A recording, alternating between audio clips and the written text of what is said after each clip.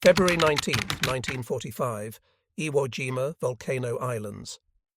All assault waves prepare to land. Good luck, Marines. At dawn on February 19th, 1945, the sea boiled with American steel.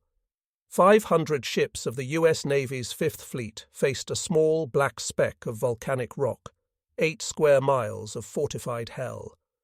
The island's name was Iwo Jima. Its beaches, made of fine, powdery ash, would soon earn another name, the Black Beach. For weeks, the fleet had pounded the island. 8,000 tons of shells, 800 carrier sorties. Yet beneath that thunder, Japanese engineers had built something that was not so much a fortress as a buried city. We thought nothing could survive that bombardment. When the ramps dropped, we expected wreckage. Instead, they were waiting, every gun zeroed in. At 0900 hours, the first wave of the 4th and 5th Marine Divisions hit red and green beaches on the island's southeastern shore. The sand swallowed their boots and jammed their weapons. The volcanic ash offered no cover, no traction. Tanks bogged down before reaching the seawall. Then came the fire. Machine guns opened from invisible slits in the cliffs. Mortars walked methodically up the beach. Japanese gunners, protected inside concrete casemates, fired from apertures barely wider than a fist. Each Marine who moved was instantly bracketed by pre-sighted artillery. "They're under us, for God's sake. It's like the mountain itself is shooting at us." The first hour cost nearly 600 casualties, but what baffled officers wasn't just the resistance, it was its precision. Every movement, every tank track met an answering burst from concealed positions. The U.S. Navy's pre-invasion assessment had underestimated both the depth and design of Japan's defenses. General Tadamichi Kuribayashi had built a network of interlinked caves and tunnels stretching over 11 miles. Machine gun nests were connected by galleries that allowed defenders to withdraw, reappear, and fire again from new angles. Naval shells, which exploded on impact, could destroy the surface, but the enemy was under it. Our M4A3 Shermans engaged targets at close range. Direct hits with 75mm HE failed to penetrate reinforced embrasures. Enemy return fire knocked out 3 tanks within 15 minutes. Infantry unable to flank due to interlocking fire lanes. The U.S. Army Corps of Engineers had seen Japanese pillboxes before, on Tarawa, on Saipan, on Tinian. But nothing like this. On Iwo Jima, each bunker was not a structure. It was a node in a subterranean organism. The walls were concrete 4 feet thick, faced with volcanic rock and steel. Doors were armoured, gun ports sealed with sliding shutters when not firing. The air came through volcanic ventilation shafts camouflaged with brush and sand. Even napalm from man-portable flamethrowers had little effect. Flames licked the openings but could not penetrate the stone. The defenders simply closed their shutters and waited. We hit them point blank, 6-7 rounds, and they just kept shooting. The guys tried flamethrowers, but the wind blew it right back in our faces. It wasn't until later that someone said, "Maybe we need to bring the fire to them in something armoured." By midday, the beachhead was a killing ground. The 5th Marine Division reported losing 1 tank platoon and 2 entire rifle companies in the first 2 hours. Navy destroyers edged dangerously close, firing at cliff mouths visible only when they flashed. And yet, despite the losses, the Marines kept pushing forward. The first objective, airfield number 1, lay only 700 yards inland. It would take 4 days to reach it. They're buried so deep that only the flame will reach them. No shell, no bullet, no grenade can touch what's under that rock. This is not a beachhead. It's a tomb with guns. Johnson's words would become prophecy. By the end of the first day, the Marines realized that their standard methods, infantry assaults supported by tanks and demolitions, were useless against an enemy who could disappear into stone. Japanese engineers had turned the island into a 3-dimensional battlefield, vertical shafts, lateral tunnels, and interlocking fields of fire. American troops advancing 50 yards could be attacked from behind by a machine gun that had been silent moments earlier. The enemy didn't retreat. He rotated positions. "We have survived the bombardment. Enemy tanks burn. Their infantry lie motionless in the sand. Our guns are intact. The mountain protects us." On board the command ship El Dorado, Admiral Richmond Turner listened to grim reports. 1,500 Marine casualties by sundown, minimal Japanese losses confirmed. General Holland, Howlin' Mad Smith, ordered every available naval gun to resume bombardment through the night. But officers on shore already knew.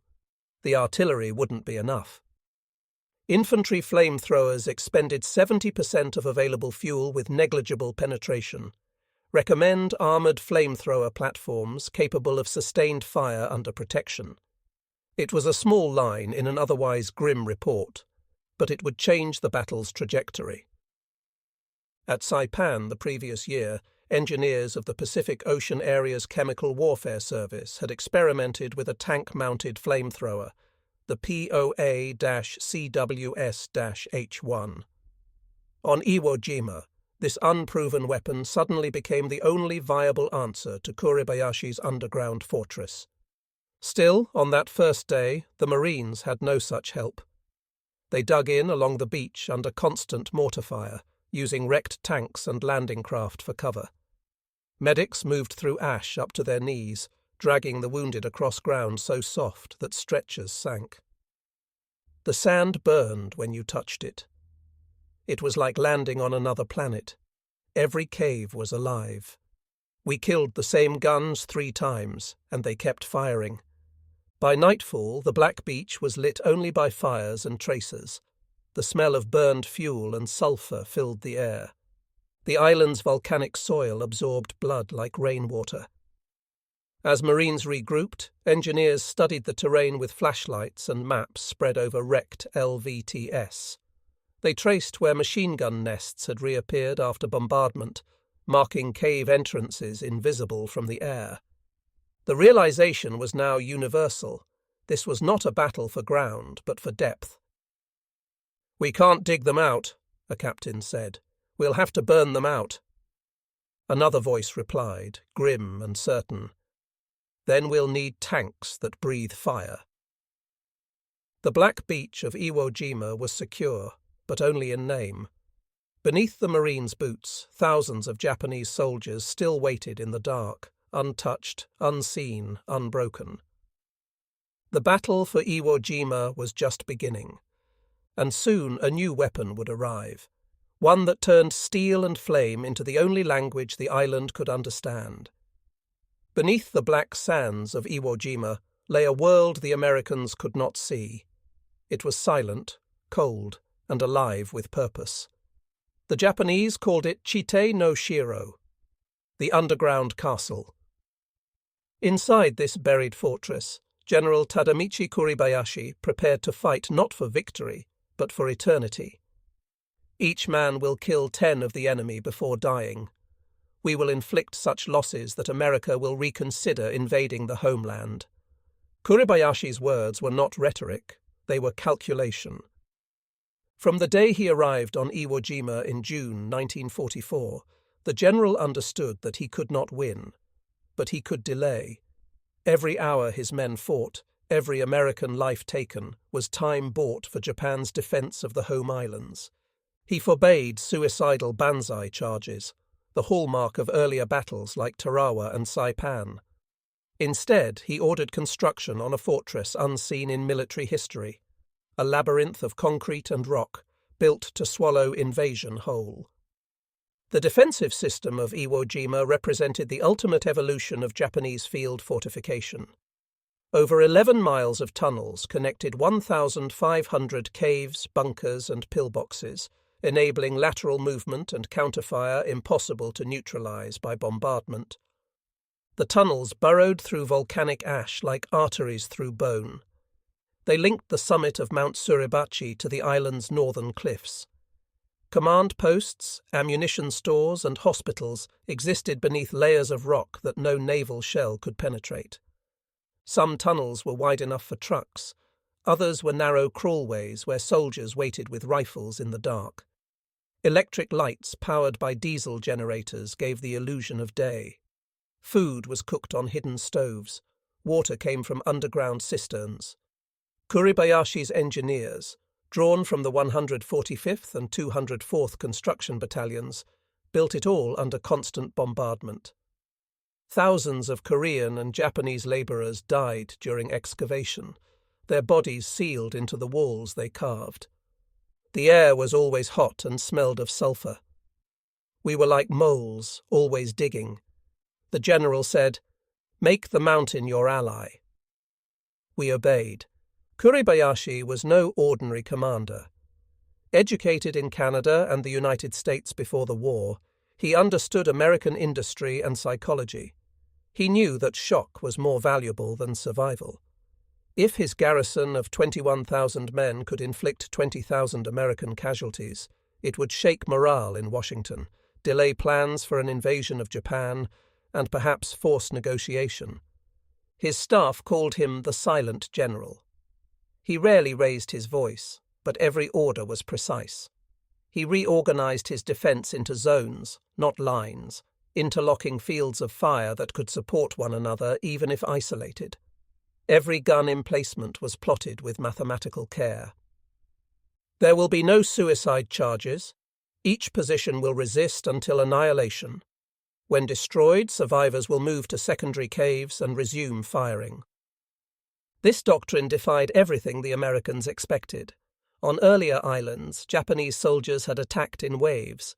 Here they waited, invisible, disciplined, terrifyingly patient. When U.S. Navy Admiral Raymond Spruance ordered the pre-invasion bombardment, his intelligence officers believed most of the enemy's positions were surface fortifications. What they didn't know was that every visible bunker was bait. The real defense was buried beneath. We found a bunker with 3 machine guns, blew it with satchel charges. 10 minutes later, the same guns opened up from another hole 50 yards away. They weren't dying. They were moving underground. By the second day of fighting, U.S. commanders realized that their enemy was not being destroyed, merely shifting. Each cave complex had multiple exits, like a living organism reacting to pain. When Marines cleared one bunker, another opened behind them. The island fought like a single creature, bleeding but unbroken. When the bombardment stops, we emerge to fire. The enemy's shells fall above us like thunder that cannot reach. The mountain is our mother. We will die within her. On the surface, American tanks and flamethrower teams continued to struggle. The fine volcanic ash jammed the treads of M4A3 Shermans. Their 75mm shells shattered harmlessly against steel-faced concrete.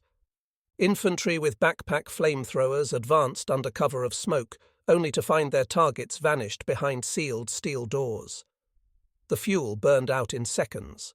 The caves remained. Repeated attempts to neutralize enemy cave systems with HE rounds and portable flame failed. Enemy remains active within minutes of suppression.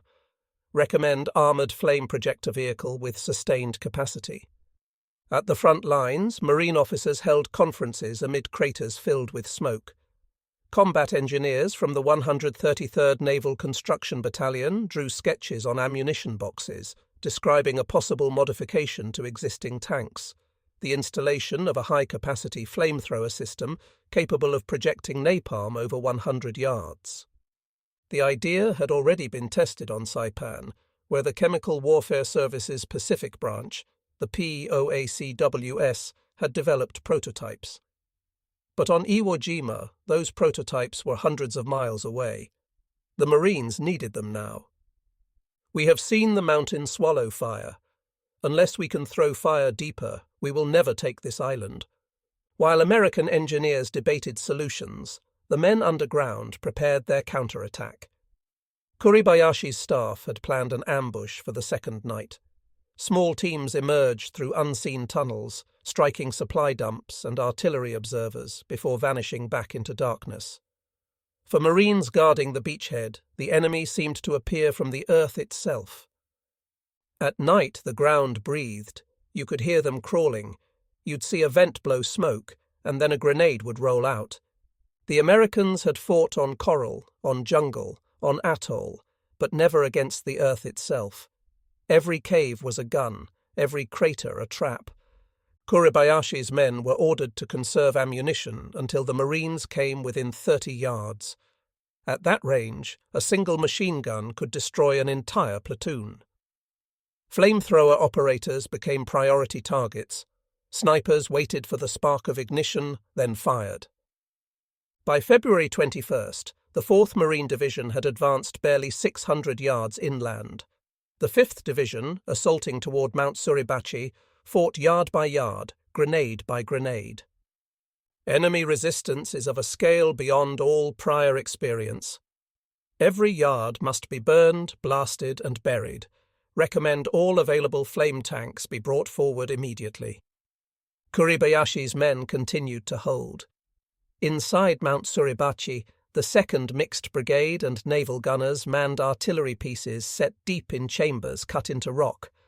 The guns could fire through narrow embrasures, protected from counterfire, venting smoke through hidden ducts. When the Americans silenced one gun, another would emerge behind it. The enemy presses with armour.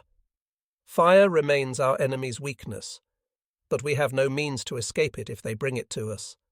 The irony was cruel. Fire was both the element of Iwo Jima and its executioner in waiting. Kuribayashi's troops had built their fortress from volcanic ash, believing it would shield them. But within days it would become the perfect fuel for something far worse. In the caves, Japanese soldiers whispered of the dragon's breath, a rumour from Saipan of tanks that spat liquid fire. They did not believe such machines existed. The Americans intended to prove them wrong. Above ground, the Marines dug in, battered and sleepless. Beneath them, thousands of Japanese soldiers waited in darkness, clutching rifles and the memory of home. Between them stood a mountain that had become both fortress and tomb. In the days to come, that tomb would ignite, and the fire that entered it would change the course of the Pacific War. By the 3rd week of the Iwo Jima campaign, the volcanic island had turned into a living furnace. The air shimmered with heat waves, and the acrid stench of burned cordite mixed with sulphur hung thick over the black sand. Marines who had once cursed the Japanese for refusing to surrender now muttered prayers that the fight would finally end. The solution, ironically, came in the form of fire itself. On March 2nd, 1945, elements of the 13th Tank Battalion began deploying a new weapon that had been ferried ashore under strict secrecy, the M4A3R3 Zippo flamethrower tank. Developed in Hawaii after bitter lessons from Saipan and Tinian, it replaced the 75mm gun of a Sherman with a high-pressure mechanized flamethrower capable of projecting a stream of burning fuel over 150 yards. Its auxiliary system, pressurized nitrogen cylinders feeding napalm gel, gave the Marines a weapon the Japanese had not prepared for. The first combat test came near the northern edge of the airfield number, one where stubborn bunkers had stalled the 26th Marines for 5 days. According to the battalion after-action report, the tanks moved forward under covering smoke, each accompanied by a rifle platoon that cleared the flanks. Sergeant Frank McQuaid, who rode alongside the lead Zippo, recalled, "It wasn't just fire. It was a roar, like a hurricane made of heat. You could feel it slap your face even from 30 yards away." When the M4A3R3 fired, a jet of orange flame speared across the slope and splashed against a fortified cave mouth. Within seconds, a geyser of black smoke erupted as the internal air ignited. The temperature inside the cave rose beyond survivable levels. Survivors who later examined the tunnels found melted steel, fused glass, and burned weapons, testament to the weapon's sheer ferocity. The Marines advanced behind the inferno. "Every time the flame went in," one lieutenant wrote in his journal, "the firing stopped." There were no more sniper shots from that sector. The Japanese inside, many of whom had survived weeks of shelling and airstrikes, had no defense against the living fire that reached around corners and down tunnels. The Japanese 109th Division, under Lieutenant General Tadamichi Kuribayashi, had built Iwo Jima into an underground fortress, 7 square miles of tunnels, pillboxes, and interlocking bunkers that rendered conventional tactics useless. US engineers estimated that nearly 60% of Japanese defensive positions were connected underground. Flamethrower tanks broke that equation. Fire and smoke displaced oxygen, and napalm seeped into air shafts and dugouts. Within moments, entire tunnel networks became ovens. Japanese survivors described the terror. In post-war interrogations compiled by the Allied Translator and Interpreter Section, ATIS, one soldier recalled, "We feared tanks, but we feared the fire more. It came like a monster, rolling, breathing, eating the air. You could not fight it with courage." After that first engagement, the Marine Command issued a new operational directive. All cave strongpoints to be neutralized by armored flamethrower where feasible. The Zippos became the spearhead of every major assault north of Mount Suribachi. Each tank carried roughly 300 gallons of fuel mix, enough for about 120 one-second bursts. Refueling and recharging were perilous, often done under fire, but crews learned to work with precision, escorted by engineers and riflemen who protected the vehicles from suicide attacks.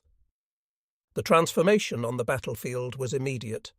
Areas once marked on maps as impregnable were cleared within hours. Infantrymen began calling the Zippo the Devil's Breath. Some prayed beside it before battle, knowing that it might save their lives or consume them if the tank was hit. In one dramatic account from Hill 382, known later as the Meat Grinder, Captain John C. Chapin of the 24th Marines described a scene of hellish intensity. The flame tanks went in first, belching gouts of fire into every cave. The air was so hot it shimmered red. You could see shapes running inside the smoke, then nothing. It was the only way to end it. The Japanese fought back with desperation. Anti-tank mines, satchel charges, and artillery fire targeted the flamethrower Shermans specifically. Kuribayashi himself issued orders to prioritize their destruction, calling them the greatest threat to the Emperor's soldiers. Yet even as losses mounted, the psychological impact of the Zippo was undeniable. Reports intercepted by US intelligence revealed confusion and despair among surviving defenders. By mid-March, the US Marines had adapted their tactics fully. The standard assault sequence became smoke arrow tank flame arrow demolition charge arrow infantry sweep. The combination of engineering precision and raw destructive power began collapsing entire sectors of the Japanese defense grid. The battle was not one-sided in suffering. Many flame tank crews perished when their vehicles were struck, igniting the pressurized fuel inside. One Zippo crewman, Corporal Thomas Mellon, later recalled, "We knew what we carried. If a shell hit us, we'd burn before we ever opened the hatch. But when those caves went quiet, when the firing stopped, you knew it was worth it." By the third week, the Marines had cut across the central plateau of Iwo Jima, isolating the surviving pockets of resistance.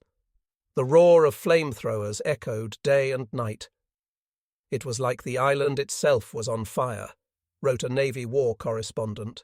"Even the rocks glowed." What had begun as an amphibious nightmare on February 19th had turned into a systematic extermination of the last entrenched enemy.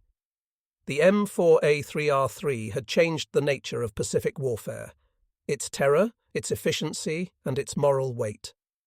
The Marines had found their solution to the cave war, but at a cost that left none untouched. For those who fought amid the smoke, the lesson of Iwo Jima was clear. Victory, at times, could only come through fire. By mid-March 1945, Iwo Jima had become a monument to flame. The Marines no longer advanced by yards, but by scorched caverns. The black sand slopes, once defended by machine gun nests and hidden mortars, were now honeycombed with smouldering ruins. Inside each, Japanese weapons lay twisted and charred, the walls turned slick with soot. The flamethrower tanks, the Zippos, had changed the island's anatomy. Marine engineers and tank crews developed a grim rhythm. Each day began before dawn, refueling the M4A3R3S, checking pressure gauges, testing the nitrogen cylinders that drove the napalm mix. The smell of gasoline clung to everything. They moved out in twos, flanked by rifle squads and demolition men, advancing bunker by bunker. The flame arcs reached so far that Marines had to keep low or risk their uniforms igniting from the heat. An after-action report from the 5th Marine Division on March 10th recorded, "No weapon in our arsenal equals the flame tank for close cave clearance. Infantry flamethrowers are too short-ranged, demolitions too slow. The tank's flame is instant death to all within." What the Marines discovered was that the Japanese had transformed Iwo Jima into a labyrinth of interlinked defense zones.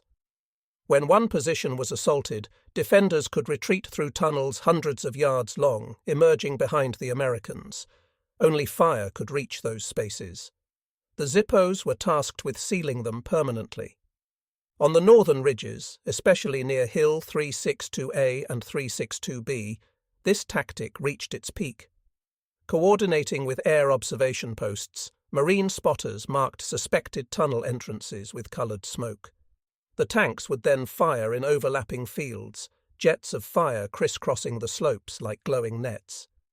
When napalm penetrated a cave, oxygen vanished, and carbon monoxide filled the void. Survivors suffocated before they could emerge. Lieutenant Colonel Wendell H. Duplantis of the 13th Tank Battalion summarized it coldly in his debriefing. Caves could not be captured. They had to be neutralized. Every cubic yard of that island had to be burned. Among Japanese defenders, morale collapsed. ATIS interrogated survivors from the 145th Regiment described the horror of being trapped in sealed tunnels. "We heard the tanks above. The ground trembled and the air turned hot. Men screamed until they had no air left." General Kuribayashi, whose strategy had relied on attrition and concealment, realized the futility. His last radio message, intercepted on March 17th, lamented, "The enemy fire consumes everything. Our brave men die without showing their valor." To the Marines, the flamethrower tanks were both miracle and nightmare. The Zippos cleared areas no bomb or shell could reach, but they also forced men to confront the raw horror of what war had become. Some Marines refused to look into the caves afterward. "There wasn't anything left human," said one tank crewman.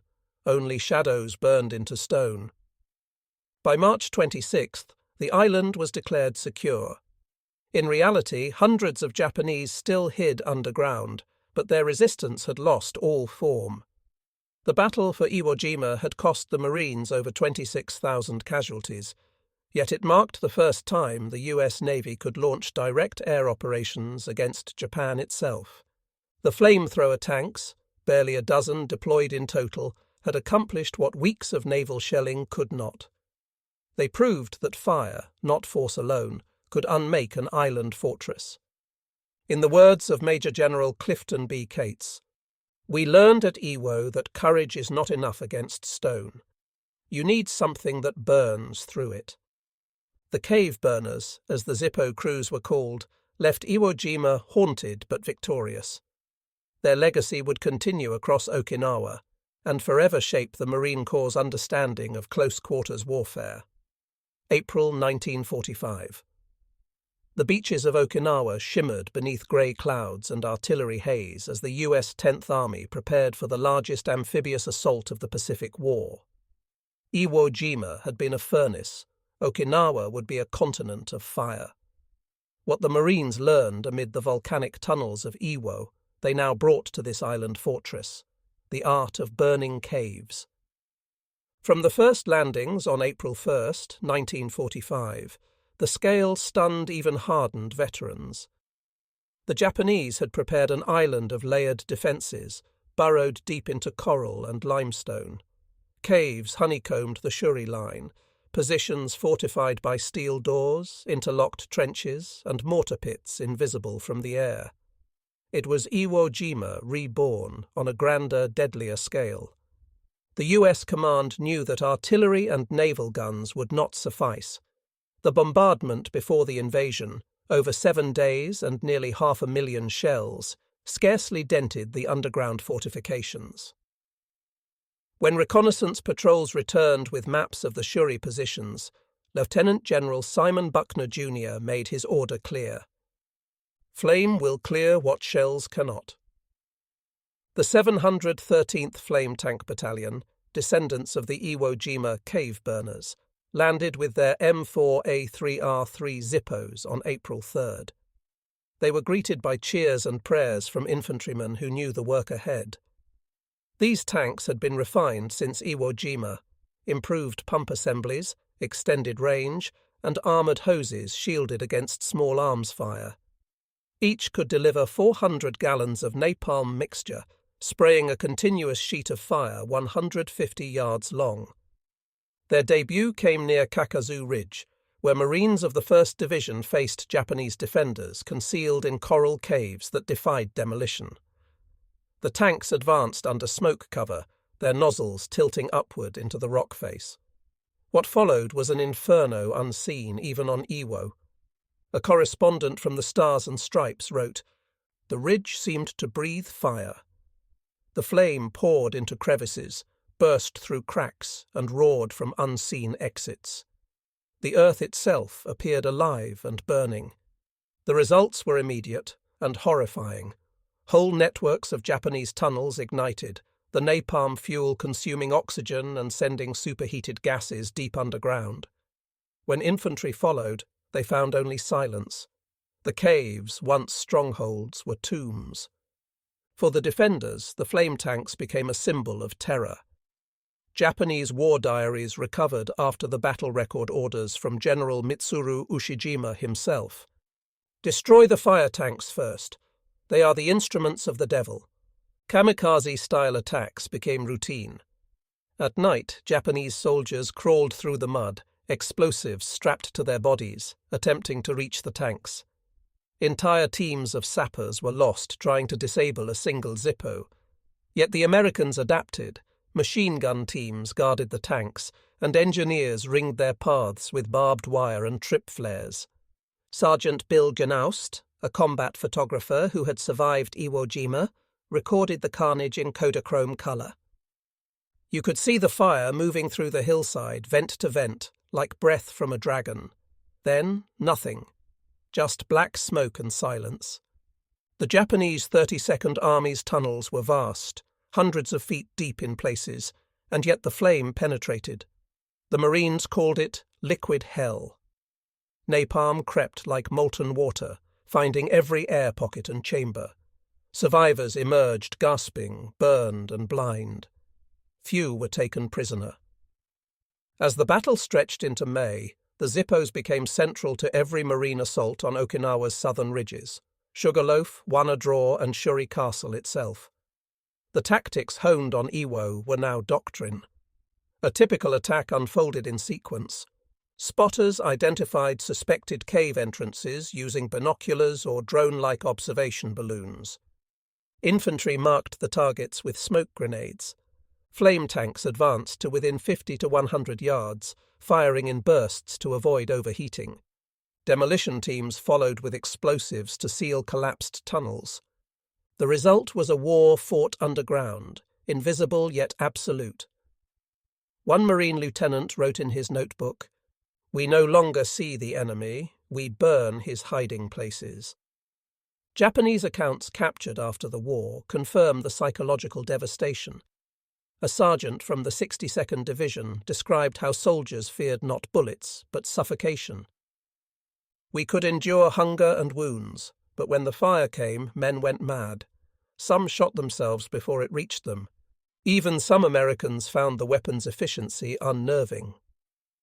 Chaplain Paul W. Bradley wrote in his Okinawa diary, "I prayed for our men and for those inside the caves.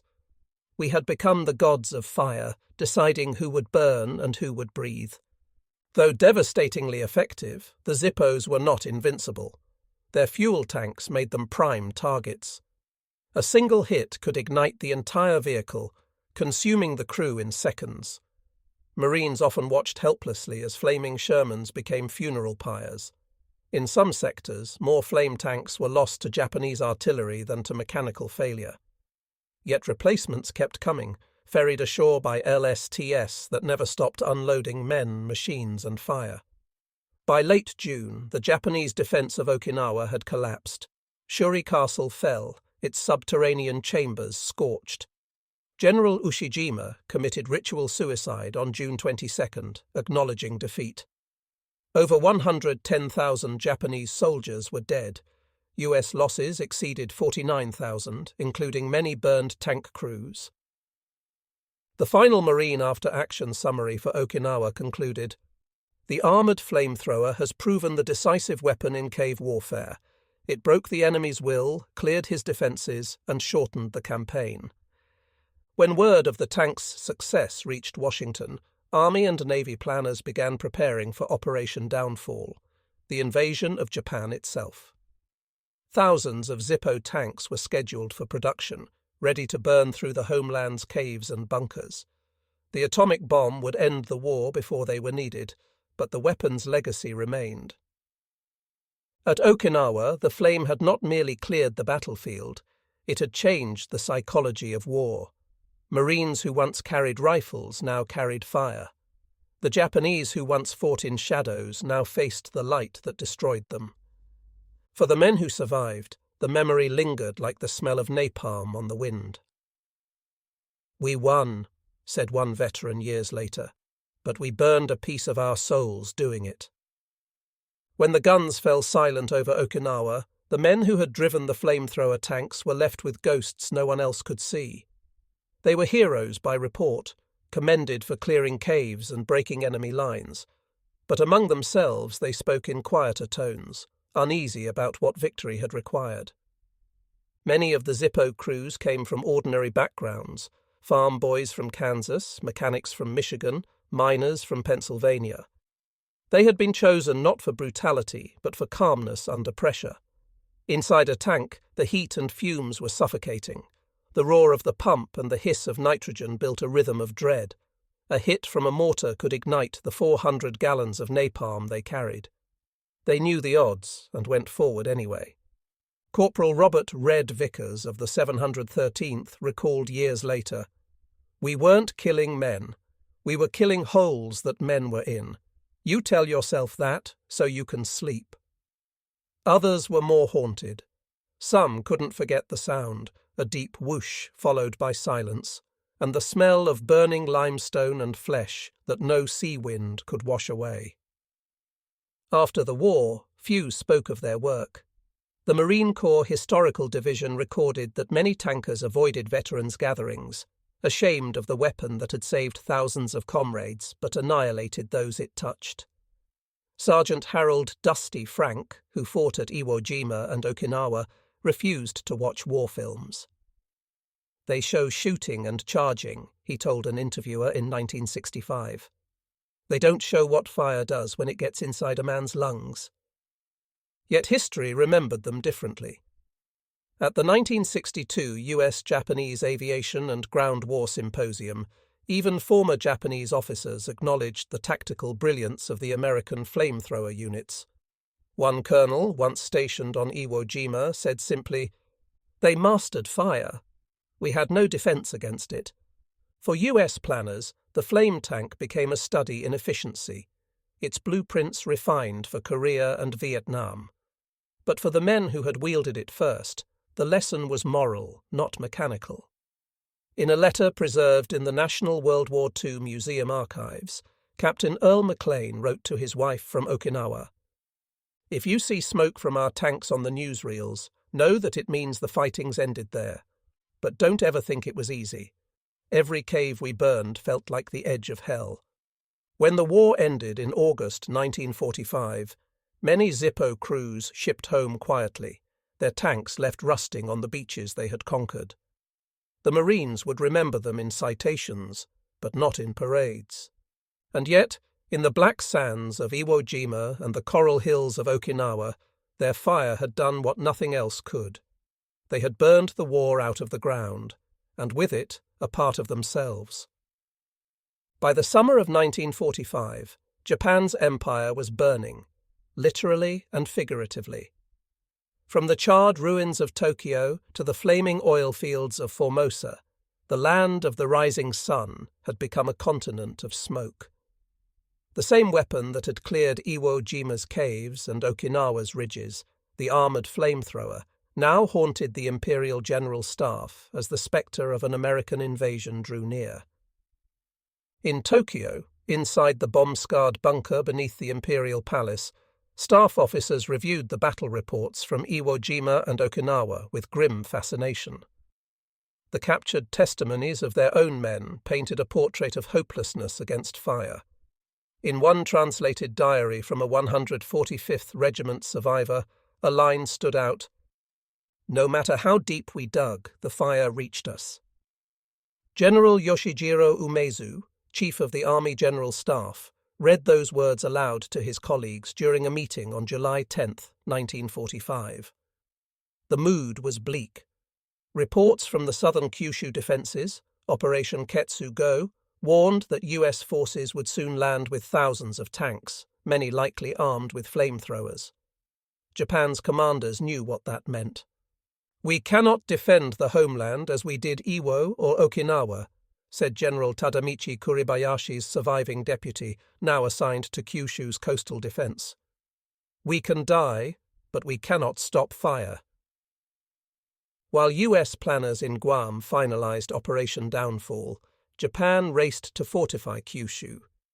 Caves and tunnels were carved into hillsides by schoolchildren and villagers, echoing the volcanic warrens of Iwo Jima. But even as they dug, the engineers knew it was futile. Post-war ATIS interrogations reveal that senior officers privately admitted that the Americans will use the flame tanks and burn us alive. Intelligence gathered from Okinawa had shown the effectiveness of the M4A3R3S. Each tank could project napalm farther than any portable weapon, creating walls of fire that nullified Japan's core defensive strategy: concealment. The Japanese High Command issued an order in early August titled Tokushu Shageki Tai, Special Fire Resistance Units. The plan called for coating cave entrances with heat-resistant clay and lining tunnels with damp soil sacks to slow combustion. Yet none of these crude methods could withstand the 3,000-degree inferno that the Zippos unleashed.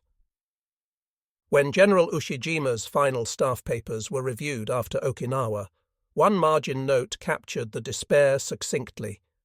"Fire has no fear. Fire does not negotiate." By late July, as B-29s turned Japanese cities into furnaces, the Imperial Army issued its last operational guidance for homeland defense, Order 800, on combating flame weapons. It advised garrisons to fight to the death within the fire, and to detonate explosives inside burning positions to prevent capture. Some units interpreted this literally, training soldiers to set off grenades once the first heat wave entered their cave. It was the ultimate act of denial, the refusal to give even death to the enemy. One of the most striking post-war accounts comes from Captain Hiroshi Suzuki, who commanded a bunker regiment near Kagoshima. Interrogated in 1946, he recalled, "We saw the photographs of Okinawa, the men burned in their caves. I knew we would face the same. The Emperor's broadcast came before the fire did, and for that I was grateful. The Emperor's broadcast, Japan's surrender on August 15th, arrived just in time to prevent an inferno on Kyushu." Had Operation Downfall proceeded, Allied analysts estimated that more than 50,000 flamethrowers and 3,000 Zippo tanks would have been employed across Japan's coastal defences. For every mountain, every cave, every village prepared for glorious death, the Americans had prepared gallons of napalm. The entire homeland would have become a second Okinawa. In the aftermath, when the fires of Hiroshima and Nagasaki ended the war, Japan's military scholars convened in 1962 for a closed-door symposium on the lessons of the Pacific. Among the attendees were former cave engineers and officers who had survived Iwo Jima and Okinawa. The transcripts, preserved in the National Archives of Japan, reveal a haunting admission. One colonel stated, "We prepared for bullets and bombs. We did not prepare for the element itself. Fire changed the nature of courage." The Americans, too, reflected on what they had unleashed. During the 1985 Pacific Theater Veterans Reunion in Hawaii, surviving members of the 13th and 713th Tank Battalions gathered beside a restored Zippo Sherman. Some touched its scorched armour in silence. One veteran murmured, "She ended more fights than any bomb we ever dropped." Historians later called the Zippo tank the psychological weapon of the Pacific. It was not just its destructive power that won battles, it was the fear it inspired. For the Japanese, the flame symbolized annihilation without honor, death without combat. For the Americans, it represented necessity, a cruel but efficient tool in a war that demanded total destruction. When Japan surrendered, many of its remaining caves were sealed, their dead still inside. US engineers marked them on maps as neutralized sectors. The war that had begun with surprise attacks and ambition ended with silence and ash. In the decades that followed, Japan's soil healed, grass grew over the tunnels, and children played where the fire once roared.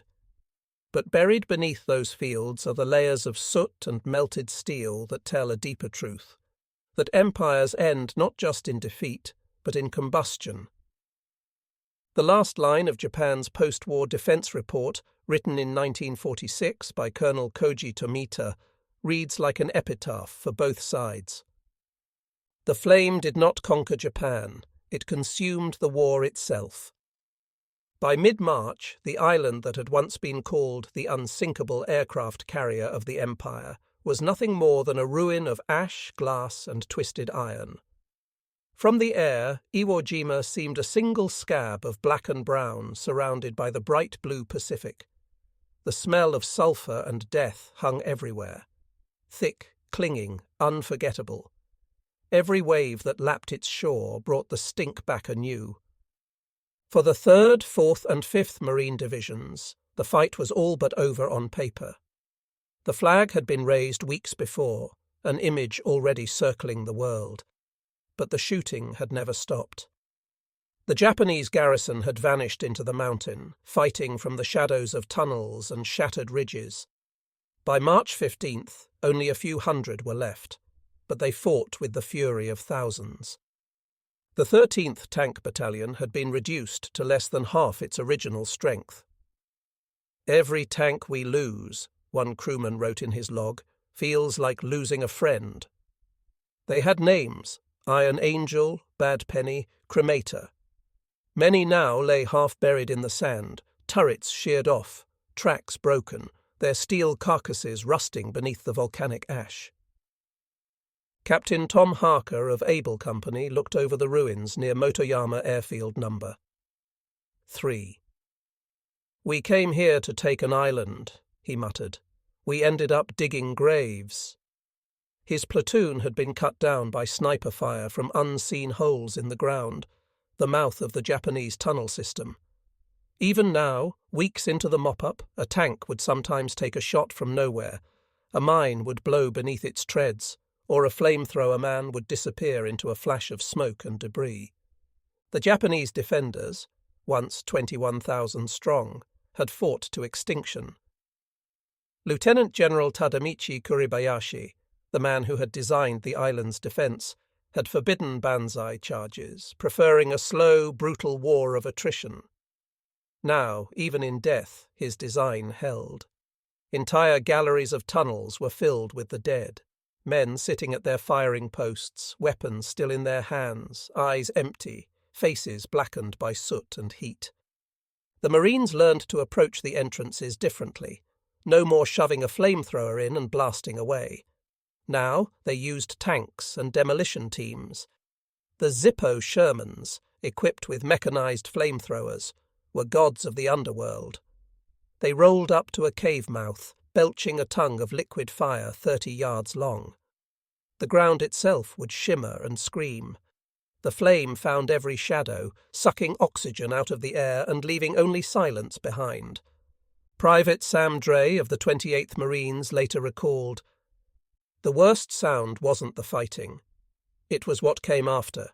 You'd burn out a tunnel and then hear it, a kind of hissing, like air escaping. Sometimes it was ammo cooking off. Sometimes it was men. You learned not to listen." By March 21st, organised resistance had ceased. Yet every night flares still rose over the ridges, and gunfire echoed from caves thought empty. The Japanese had built a labyrinth beneath Mount Suribachi and the Motoyama Plateau, over 11 miles of connected passages, reinforced with concrete, iron rails, and steel blast doors. Entire command posts, hospitals, and ammo dumps were hidden beneath the rock. Even in defeat, it was a masterpiece of engineering and fanaticism. A marine engineer named Lieutenant Paul Krauss studied the ruins and marvelled. This wasn't an island, it was a fortress. We hit it with everything the Navy had, 16-inch shells, 500-pound bombs, and it still stood. You could destroy the surface, but the mountain lived underneath. The Navy's bombardment had fired nearly 6,800 tons of shells in the 3 days before the landing, the heaviest pre-invasion bombardment of the Pacific War. And yet Kuribayashi's men had survived almost untouched. Their bunkers were buried 30 to 50 feet deep, with air vents and hidden exits. The naval shells had blasted the beaches but barely scratched the interior. The US engineers who mapped the tunnels after the battle discovered that every firing point was connected to at least 2 others. Each bunker could support its neighbour, with crossfire fields that trapped Marines between invisible arcs of death. The Japanese had turned terrain into geometry, making every advance a trap. By the last week of March, Iwo Jima was officially declared secure. It was a lie everyone wanted to believe. On March 26th, a final desperate counterattack by about 300 surviving Japanese soldiers struck the rear lines of the 5th Marine Division near Airfield No. 2. They broke into a medical compound, killing over 50 men before being annihilated. When the sun rose that morning, the island was truly dead. The cost was almost beyond comprehension. Nearly 7,000 Marines and sailors were dead, 20,000 wounded. For every square yard of the island, blood had been spilled. The Japanese had fought to the last man. 20,703 killed, only 216 captured alive. The airfields they had died for soon filled with American bombers. Within weeks, B-29s crippled over Japan were making emergency landings on Iwo's black runways. Each one that touched down safely was a small victory born from the agony of February and March. A pilot of the 20th Air Force wrote, "When I saw that strip of black sand below, I knew it was hell to take. But for us, it was heaven to land." The men who had fought for it, however, couldn't forget what the island had taken from them. Chaplains held mass burials in the shadow of Mount Suribachi. Hundreds of crosses and stars of David stood in rows upon the volcanic soil, white against black. Some graves had no names, only unknown. Sergeant Frank Delaney of the 4th Division said at the burial, "We raised a flag on Suribachi. But down here, this is where the real flag stands." When the battle was studied afterward, military historians called it the most fortified position ever assaulted by the United States. The lessons learned there, the need for flame, armour and patience against the Japanese defensive doctrine, would shape Okinawa and every Pacific plan thereafter. But for the men who fought on Iwo Jima, it wasn't theory. It was a scar. Many could never wash off the smell of burning flesh or forget the sight of the black sand clinging to their dead friends. Kuribayashi's body was never found. Some said he died in a final charge. Others believed he took his own life in a hidden bunker, sending one last message that read, "The battle is over. For the Emperor, I have done my duty. The island remained haunted. Even in the years after the war, when Japan and the United States became allies, Iwo Jima stayed sacred ground, part tomb, part warning. In 1949, a Marine veteran returned to the island and wrote in his journal, "The sea has smoothed the sand again. The wind has covered the craters. But when you walk here, you still hear them, the men in the tunnels, the tanks on the beach, the cries that came from the mountain. This is not land, it's memory." And so the black beach, born from fire, forged in blood, passed into history. But beneath its surface, deep under the layers of sand and stone, the bones of two nations still sleep together in the dark. The battle for Iwo Jima was over. The war for the Pacific was not.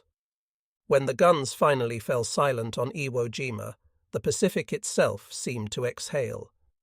The sea turned calm again, and the sky over Kuribayashi cleared, as though nature were trying to forget what man had done. But the island could never truly rest. It had absorbed too much, blood, fire, metal, and memory, to ever be clean again. In March 1945, when the US flag waved alone over the island, Washington celebrated. The headlines read, "Iwo Jima secured, stepping stone to Japan."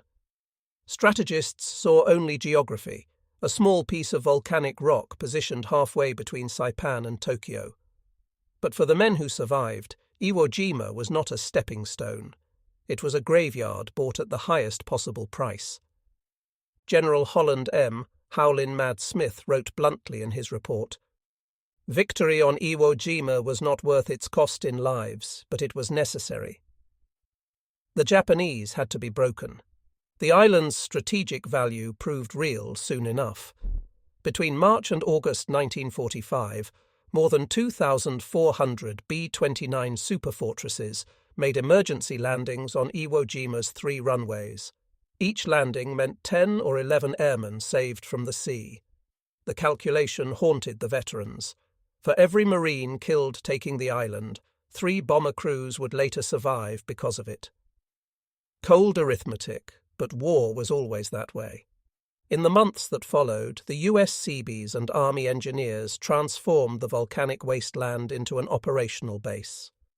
Fuel tanks rose from the ash. Hangars and Quonset huts lined the airfields. The black sand was compacted into roads.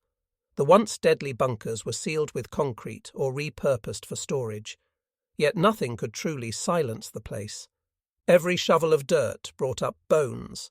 Helmets rusted beneath the soil. Dog tags dangled from roots. The smell of sulphur still lingered in the wind. Lieutenant James Merritt of the 13th Tank Battalion, who stayed behind to oversee the post-war occupation, wrote home, "At night the island talks. The wind through the tunnels sounds like whispers. The Japanese dug too deep. It's as if their ghosts still move down there." Even Japanese survivors said the same. Those few who had been captured, wounded or unconscious when found, later told American interrogators that Kuribayashi's men had been ordered to die where they stood. Some were buried alive when tunnel entrances collapsed from bombardment. Some took grenades to their own chests rather than surrender. To them, Iwo Jima was sacred, a final offering to the emperor. When Japan finally surrendered in August 1945, there was no joy on Iwo, only exhaustion. The Marines packed up and sailed home, leaving behind rows upon rows of crosses. The island returned to the silence of the sea. For decades afterward, Iwo Jima remained a restricted military outpost. No civilians were allowed. The American flag that once flew atop Kuribayashi was taken down, then raised again years later as a symbol of reconciliation. The bodies of the fallen, both American and Japanese, continued to be discovered long after the war. Even today, joint recovery teams still find remains each year, wrapped in fragments of uniform, rusted helmets, or glass bottles of sake buried in the rock. In 1968, the United States formally returned Iwo Jima to Japan. The exchange was quiet, without ceremony. American veterans wept. Japanese officials bowed. Both nations understood what the island meant. For Americans, it symbolized sacrifice and determination, the indomitable push toward final victory. For the Japanese, it was tragedy and pride, proof of soldiers who had fought to the end for their homeland. A Japanese reporter who visited the island that year wrote, "It is said no birds sing here. Perhaps they still remember the thunder." The battle's legacy also lived on in the men who came home. Many could never forget the feel of the sand, fine as powder, hot as coals, impossible to dig in. Others spoke of the smell of burning, the weight of silence after an assault, the way the sky turned grey with dust and smoke, until you couldn't tell where heaven ended and hell began. Private Joe Rosenthal's photograph of the flag raising on Kuribayashi became one of the most reproduced images in history. But few knew that 3 of the 6 Marines in that photo would be dead within days. The picture became legend, a symbol of triumph, but for those who lived it, it carried guilt as well as glory. "We raised the flag," said survivor Ira Hayes, "but the real heroes are the ones who didn't come back." The battle also changed how America fought. The lessons of Iwo Jima were written into every manual of amphibious warfare. Pre-invasion bombardments had to go deeper. Tank infantry coordination was essential, and flame and demolition, not just bullets, were the tools against a fanatically entrenched enemy. When the Marines landed at Okinawa weeks later, they carried Iwo Jima's ghosts with them, and a grim understanding of what lay ahead. Today, Iwo Jima is closed to the public. Once a year, veterans from both sides, now old men with trembling hands, are allowed to visit for a joint memorial.